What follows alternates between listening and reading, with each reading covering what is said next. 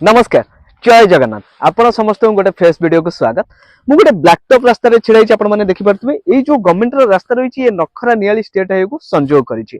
पाखरे देखि परथबे ये होछि प्लॉट पूर्व और उत्तर फेसिंग रे प्लॉट टी रहउछि बहुत सारा घर द्वारा एठी हेई सारिछि आपण माने देखि परथबे इंस्टेंट गोटे जागा किनि के आपण माने घर करि परिबे ता सहित ताकू कमर्शियल पर्पस रे यूज करि परिबे जहार फेसिंग रहउछि पूर्व और उत्तर फेसिंग रे गोटे बढ़िया जगह रहउछि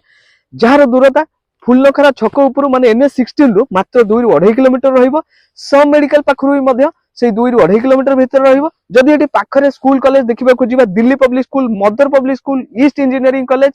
synergy engineering college Xavier school एमती बहुत सारा स्कूल कॉलेज रहिछि मार्केट रहिछि पाखरे आपनकर फुलनखरा मार्केट ता सहित त्रिनाथ बाजार गोटे बड़ मार्केट मध्य रहउछि पेट्रोल पंप मध्य पाखरे रहउछि बहुत सारा आपनको एठी